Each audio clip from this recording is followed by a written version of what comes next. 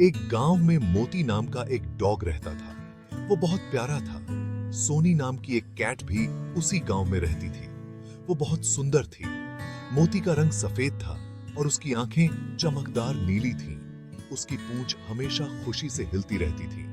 गांव के सभी लोग उसे बहुत पसंद करते थे क्योंकि वह बहुत ही मिलनसार और वफादार था। मोती का दिन गांव के चारों ओर घूमने और बच्चों के साथ खेलने में बीतता था। वह हमेशा अपने दोस्तों के साथ मस्ती करता और गांव के हर कोने को जानता था। दूसरी ओर सोनी एक बहुत ही सुंदर और चंचल बिल्ली थी। उसका रंग सुनहरा था और उसकी आंखें हरे रंग की थीं। वह बहुत ही चालाक और तेज थी।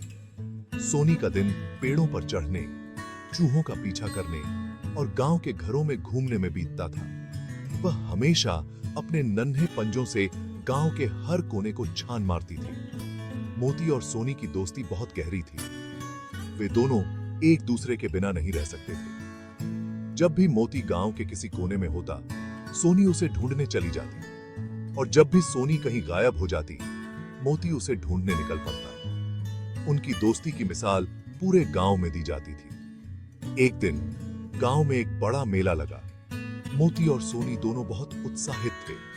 वे दोनों मेले में घूमने के लिए निकल पड़े। मेले में बहुत सारी दुकानें, झूले और खाने पीने की चीजें थीं। मोती और सोनी ने मेले में बहुत मजे किए। उन्होंने झूले झूले, मिठाइयां खाईं और बहुत सारे नए दोस्तों से मिले।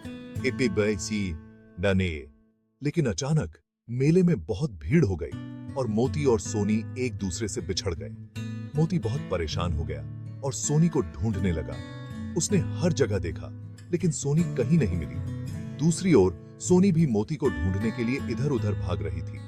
वह भी बहुत घबराई हुई थी। काफी देर बाद मोती ने सोनी को एक दुकान के पास देखा। वह तुरंत उसके पास भागा और उसे अपने साथ ले आया।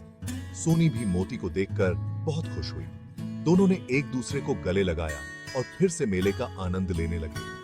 इस घटना के बाद उनकी दोस्ती और भी मजबूत हो गई। मोती और सोनी की यह कहानी हमें सिखाती है कि सच्ची दोस्ती में कोई भी मुश्किल आ जाए, दोस्त हमेशा एक दूसरे का साथ देते हैं। उनकी दोस्ती की मिसाल आज भी गांव में दी जाती है।